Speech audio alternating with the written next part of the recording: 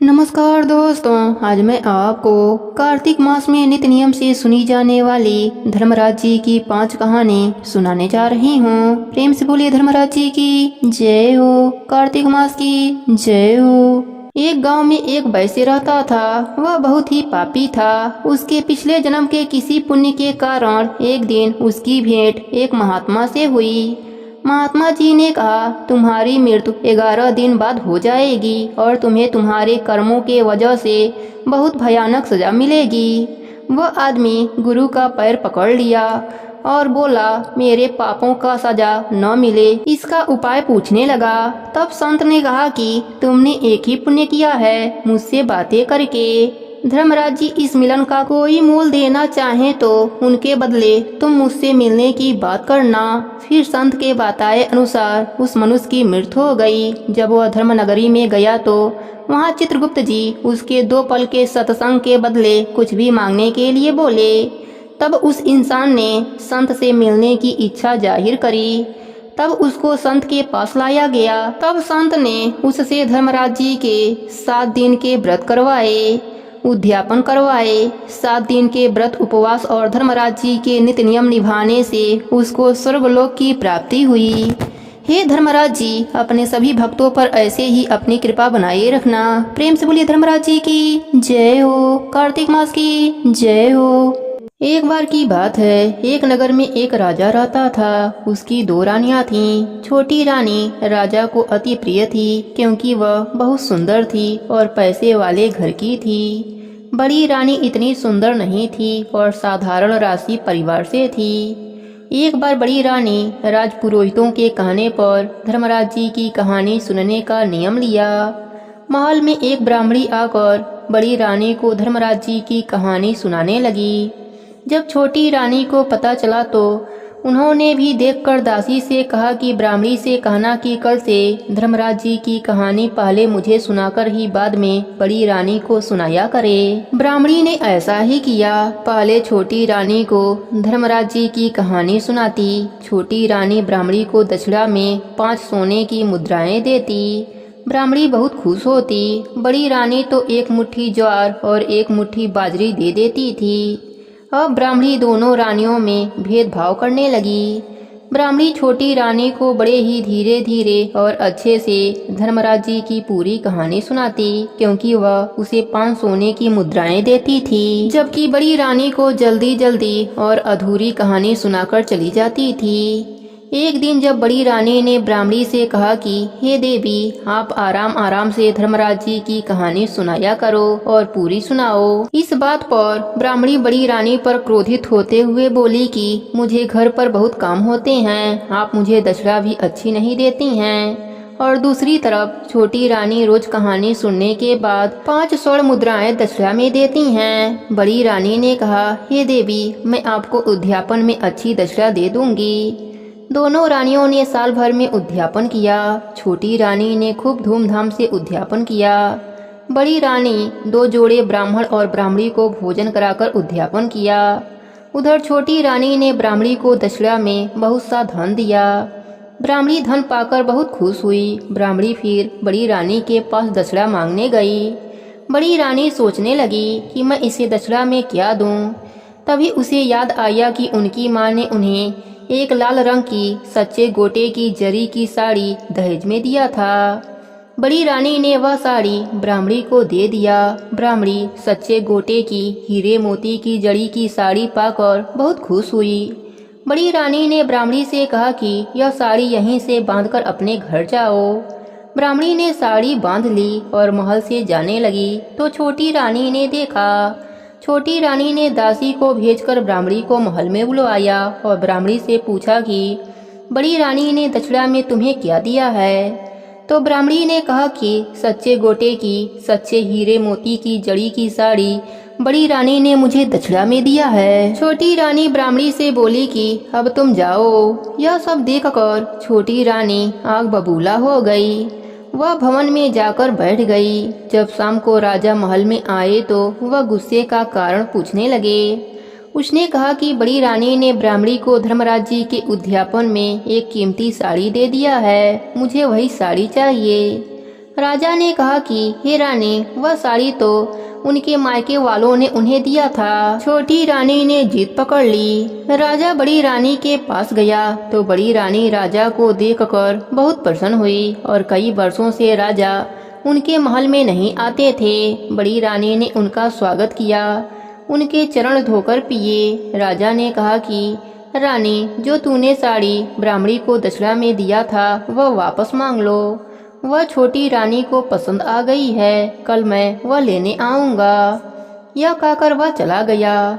यह बात सुनते ही बड़ी रानी उदास हो गईं, क्योंकि दान में दी हुई वस्तु का किस तरह से वापस लूं, यह बात सोचने लगी। वह धर्मराज जी का स्मरण करने लगी।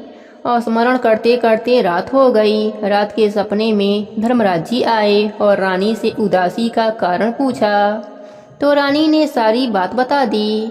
धर्मराज जी ने कहा, पुत्री, तुम उदास मत हो। तुम्हारे तुलसी क्यारे में कई तरह की साड़ियाँ लटकी हुई सुबह मिलेंगी। तुम उनमें से एक साड़ी उन्हें दे देना। जब सुबह रानी उठी तो उसने तुलसी क्यारे को देखा तो वहाँ बहुत सी साड़ियाँ लटक रही थीं। सच्चे गोटे हीरे मोती से जड़ी की साड़ियाँ लटक रही थीं। यह सब देखकर बड़ी रानी ने धर्मराज जी को प्रणाम किया। राजा व उनके मंत्री और छोटी रानी बड़ी रानी के महल में आए। आते ही बड़ी रानी से पूछा कि तुमने जो ब्राह्मणी को दक्षिणा में साड़ी दिया था वह मांग लिया। तब बड़ी रानी राजा, मंत्री और छोटी रानी को तुलसी क्यारे के पास ले गई और बोली, महाराज, जो भी आपको इनमें से साड़ी चाहिए वह आप छोटी रानी के लिए ले लीजिए। राजा, रानी और मंत्री यह देखकर आश्चर्यचकित रह गए। राजा ने पूछा, रानी, यह सब कैसे हुआ? तब बड़ी रानी सारी बात राजा को बताया। राजा को अपने गलती का एहसास हुआ और उसने बड़ी रानी से माफ़ी मांगी और छोटी रानी ने भी बड़ी रानी को गले से लगा लिया और अपने किए की माफ़ी मांगी। फिर राजा ने दोनों रानियों को अपने साथ रख लिया। धर्मराज जी के कहानी का नित्य नियम निभाने से दोनों रानियों को इहलोक और अंत में स्वर्गलोक का सुख मिला। हे धर्मराज जी, जैसे आपने रानी पर अपनी कृपा करी वैसे ही अपने सभी भक्तों पर अपनी कृपा बनाए रखना। कहानी अधूरी हो तो पूरी करना, पूरी हो तो मान रखना। प्रेम से बोले धर्मराज जी की जय हो, कार्तिक मास की जय हो। रुदलपुर नाम का एक गांव था। वहां पर एक धनवान साहूकार रहता था। उसका भरा पूरा परिवार था। बेटा, बहू, बेटी थी, नाती पोते भी थे। वह बहुत खुश रहते थे। एक समय कार्तिक का महीना आया तो साहूकार की छोटी बहू ने कार्तिक स्नान और धर्मराज जी के नेम निभाने का संकल्प लिया। स्नान के बाद बहू ने सास को कहानी सुनने के लिए कहा। सास ने कहा, बहू, मेरे पास समय नहीं है, अभी पूजा करना है, बच्चों को बाहर खिलाने ले जाना है, तुम किसी और को अपनी कहानी सुना दो। तब बहू अपनी जेठानी के पास गई और उनसे कहानी सुनने के लिए कहा। जेठानी ने भी कहानी सुनने से मना कर दिया और कहा, मुझे खाना बनाना और बर्तन धोने हैं। फिर छोटी बहू ने अपनी दूसरी जेठानी से कहा, जी मेरी कहानी सुन लो। वह भी बहाना बना दिया और कहा, मुझे अभी बच्चों को देखना है। फिर वह अपने ननद के पास गई और बोली, ननद रानी, मेरी कहानी सुन लो। तो ननद ने भी मना कर दिया। ननद ने कहा, मेरे ससुराल से बुलावा आया है, मुझे ससुराल जाने की तैयारी करनी है। अब बहू बहुत परेशान हुई। तभी वहाँ से राजा जा रहे थे। बहू ने सोचा क्यों ना राजा को कहानी सुनाया जाए। फिर छोटी बहू राजा के पास गई और राजा से बोली, राजन, मेरे कार्तिक स्नान और धर्मराज जी की कहानी सुन लो। राजा ने कहा, मुझे तो पूरा राज्य घूमना है, मेरे पास समय नहीं है। छोटी बहू बहुत निराश होती है। तभी वहाँ उसकी पड़ोसन आ जाती है। तब छोटी बहू अपने पड़ोसन से कहानी सुनने के लिए कहती है तो पड़ोसन कहती है, ठीक है, मैं तुम्हारी कहानी सुनूंगी। तब बहू और पड़ोसन दोनों मिलकर बढ़िया तरीके से पूजन करते हैं और कहानी कहते सुनते हैं। पूरा महीना दोनों मिलकर यही नियम किया। छोटी बहू कहानी कहती और पड़ोसन कहानी सुना करती। छोटी बहू का कार्तिक स्नान का संकल्प पूरा हुआ। जिस दिन उसने व्रत का उद्यापन किया उसी दिन देवयोग से उसके जिंदगी का अंतिम दिन था। धर्मराज जी ने उसे लाने के लिए स्वर्गलोक से विमान भेजा। स्वर्गलोक से विमान आया देख छोटी बहू की सास भागकर उसके पास आई और बोली, मुझे भी तुम्हारे साथ जाना है। लेकिन बहू ने मना कर दिया। बहू ने अपने सास से कहा, आपको तो पूजा करनी है और गांव में बच्चों को खिलाने ले जाना है, आप मेरे साथ कैसे आ सकती हैं। फिर बड़ी जेठानी आती है तो बहू कहती है, आप मेरे साथ कैसे चल सकती हैं, आपको तो खाना बनाना है। फिर छोटी जेठानी आती है, उससे भी छोटी बहू कहती है, आपको तो बच्चे संभालने हैं, आप कैसे आ सकती हैं मेरे साथ। इसके बाद ननद आती है। तब बहू ने कहा, तुम्हें तो ससुराल जाना है, उसकी तैयारी कर रही हो, तुम कैसे जा सकती हो मेरे साथ। फिर उस राज्य के राजा आए और बोले, मैं चलूंगा तुम्हारे साथ। लेकिन बहू ने उन्हें भी मना कर दिया और कहा, आपको तो पूरा राज्य घूमना है, आप मेरे साथ कैसे आ सकते हैं। आखिरी में बहू की पड़ोसन आती है और कहती है, मैं चलूंगी तुम्हारे साथ। तब वह कहती है, हाँ तुम चलो मेरे साथ, क्योंकि तुम ही तो हो जिसने कार्तिक के पूरे महीने में मेरी कहानी सुनी हो। छोटी बहू और पड़ोसन दोनों विमान में बैठकर स्वर्गलोक जाने लगे। तभी रास्ते में बहू को घमंड आने लगा। वह मन में सोचने लगी कि मैंने पूरे महीने में स्नान किया, कार्तिक मास की कथा कहानी कही, धर्मराज जी का नित्य नियम निभाया, इसलिए मुझे स्वर्गलोक का वास मिल रहा है। लेकिन मेरी पड़ोसन ने तो केवल कहानी ही सुनी है, स्नान नहीं किया है, फिर भी मेरे वजह से इसे भी स्वर्गलोक का वास मिल रहा है। बहू यह विचार मन में सोचे जा रही थी। अचानक धर्मराज जी ने उसे विमान से नीचे फेंक दिया।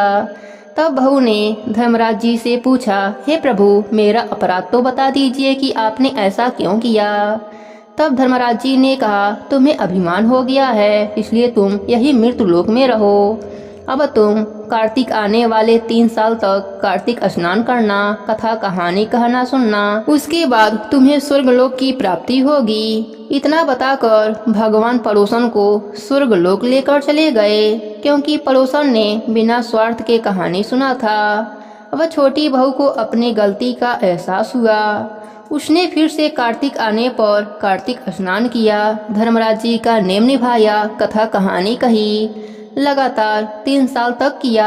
तीसरे साल फिर से स्वर्गलोक से विमान आया। इस बार छोटी बहू को विमान पर बैठाकर धर्मराज जी ले गए। हे धर्मराज जी, जैसे आपने छोटी बहू पर और पड़ोसन पर अपनी कृपा करी, वैसे ही अपने सभी भक्तों पर अपनी कृपा बनाए रखना। कहानी अधूरी हो तो पूरी करना, पूरी हो तो मान रखना, सबके व्रत को पूर्ण करना। प्रेम से बोलिए धर्मराज जी की जय हो, कार्तिक मास की जय हो। बहुत समय पहले की बात है। सोनपुर नाम का एक गांव था। वहां पर एक शांति नाम की औरत रहती थी। वह बहुत ही धार्मिक प्रवृत्ति की थी।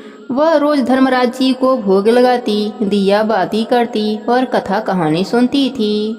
उसका भरा पूरा परिवार था, परंतु उसका पूरा परिवार शहर में रहते थे। वह अकेली अपने गांव वाले घर पर रहा करती थी। एक समय की बात है कि शांति के नातिन का विवाह था। शांति को विवाह में जाना अनिवार्य था। वह बहुत परेशान हो गई कि मेरे न रहने पर मेरे धर्मराज जी का दिया, भोग और कथा कहानी का नेम कौन निभाएगा, यही विचार कर रही थी।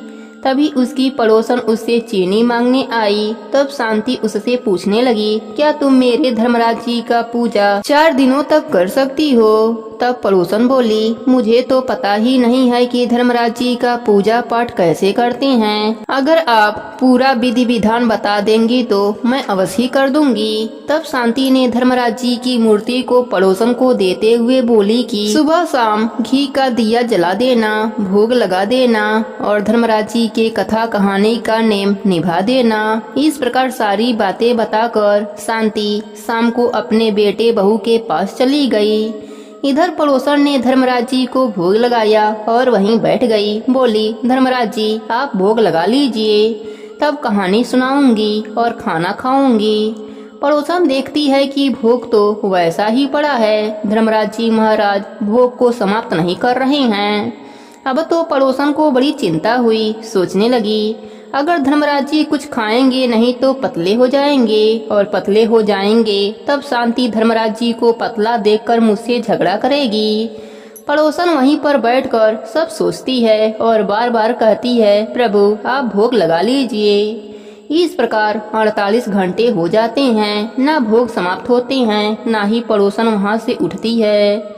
यह सब धर्मराज जी देख रहे थे और पड़ोसन के भक्ति से वह प्रसन्न होकर मुस्कुरा रहे थे। तब चित्रगुप्त जी धर्मराज जी से पूछते हैं, हे प्रभु आप अकेले ही क्यों मुस्कुरा रहे हैं, क्यों प्रसन्न हो रहे हैं? तब धर्मराज जी ने बताया, देखो इस पड़ोसन को, यह सिर्फ 48 घंटों में ही मुझे प्रसन्न कर दिया है। मैं इसी की भक्ति भाव को देखकर प्रसन्न हो रहा हूँ।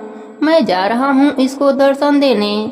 इस प्रकार उस पड़ोसन को धर्मराज जी ने दर्शन दिया और उसका लगाया हुआ भोग भी खाया। पड़ोसन बोली, हे प्रभु आप कहाँ थे? मैं कितनी देर से आपको बुला रही थी। अब जब आप आ ही गए हैं तो अब आप मत जाइएगा। मैं आपकी पूजा पाठ और कथा कहानी कहती हूँ। पड़ोसन शाम को भी प्रभु की पूजा पाठ करी, फिर अगले सुबह को भी प्रभु की पूजा पाठ करी। धर्मराज जी बोले पड़ोसन से, मुझे यमलोक में कुछ काम है, अगर तुम कहो तो मैं जाऊं। पड़ोसन बोली, हाँ प्रभु आप अवश्य ही जाइए, मगर शाम तक आप आ जाइएगा, क्योंकि मुझे आपको भोग लगाना है और दीप भी जलाना है। धर्मराज जी यमलोक को चले गए। उसी दिन दोपहर में शांति देवी भी आ गई। घर आते ही वह पड़ोसन के घर गई और बोली, सुनो मेरे धर्मराज जी की मूर्ति मुझे दे दो, मुझे कई दिन हो गए हैं, मैंने दर्शन नहीं किया। पड़ोसन शांति को देखकर चिंता में पड़ गई। उसने सोचा, धर्मराज जी तो यमलोक गए हैं, मैं इनको कहां से धर्मराज जी को दूं? पड़ोसन बोली, शांति दीदी जैसे आपने 4 दिनों तक अपने प्रभु का दर्शन नहीं किया, वैसे ही शाम तक रुक जाइए, मैं शाम को आपके प्रभु को दे दूंगी। यह बात सुनकर शांति को बड़ा ही गुस्सा आया। वह बोली, शाम को नहीं, हमें तो अभी चाहिए अपने प्रभु को। शांति वहीं पर अड़कर बैठ गई। फिर पड़ोसन ने शांति को सारी बात बताई, पर शांति देवी को उसकी बात पर विश्वास नहीं हुआ। वह बोली, मैं कई वर्षों से धर्मराज जी की पूजा पाठ कर रही हूँ, वह कभी मुझे तो दर्शन दिए नहीं और तुम सिर्फ 4 दिनों में ही दर्शन पा गई, यह कैसे हो सकता है? तुम झूठ बोल रही हो। पड़ोसन बोली, आप मेरे बात पर विश्वास कीजिए और शाम तक का इंतजार कीजिए, प्रभु अवश्य ही आएंगे। शाम हुआ, धर्मराज जी महाराज जी आए। पड़ोसन बोली, प्रभु आप आ गए, अगर आप मुझ पर थोड़ा भी प्रसन्न हैं तो आप कृपा करके शांति दीदी को भी दर्शन दीजिए। तब धर्मराज जी ने शांति को भी दर्शन दिया और दोनों को अपने साथ स्वर्गलोक ले गए। वह दोनों बुढ़िया स्वर्गलोक के सुखों को भोगने लगी। हे धर्मराज जी, जैसे आपने दोनों बुढ़ियों पर अपनी कृपा करी, वैसे ही अपने सभी भक्तों पर अपनी कृपा बनाए रखना, सबको स्वर्गलोक का सुख देना। कहानी अधूरी हो तो पूरी करना, पूरी हो तो मान रखना। प्रेम से बोलिए धर्मराज जी की जय हो। बहुत पुरानी बात है। एक नगर में एक राजा और रानी रहते थे। रानी कार्तिक के महीने में कुआं पर नहाती, पीपल पथवारी सींचती, तुलसी सींचती और वहीं बैठकर धर्मराज जी की कथा कहानी कहती थी। लोगों ने देखा कि यह कैसी रानी है, कुआं पर नहाती है, पीपल पथवारी सींचती है। रानी तो वह होती है जो घर में राजपाट करे। लोगों ने राजा से शिकायत कर दी, आपकी रानी तो कुआं पर नहाने जाती है, पीपल पथवारी सींचती है, तुलसी सींचती है और वहीं बैठकर बड़बड़ करती है। राजा को बहुत गुस्सा आया। राजा ने अपने नगर के सारे कुएं को पटवा दिया, पीपल तुलसी को कटवा दिया। रानी घर से निकल गई और जंगल में चली गई।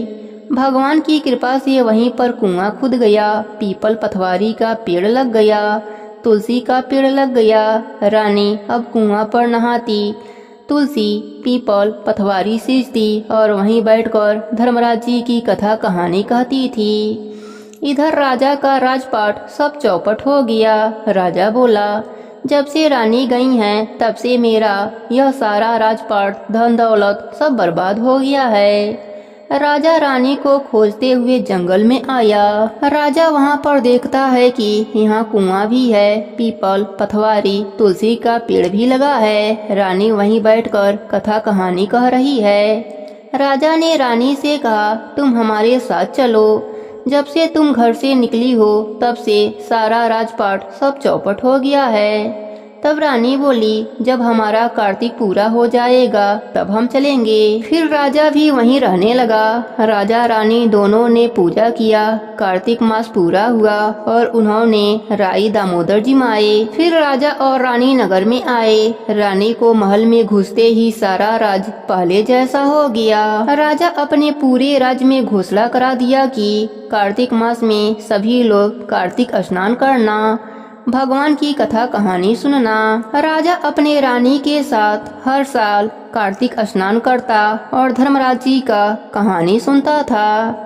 धर्मराज जी की कृपा से राजा रानी यह लोक पर सुखों को भोगे और मरने के बाद स्वर्गलोक का सुख मिला। हे धर्मराज जी, जैसे आपने राजा और रानी पर अपनी कृपा करी, वैसे ही अपने सभी भक्तों पर अपनी कृपा बनाए रखना। कहानी अधूरी हो तो पूरी करना, पूरी हो तो मान रखना, सबके व्रत को पूर्ण करना। प्रेम से बोलिए धर्मराज जी की जय हो, कार्तिक मास की जय हो।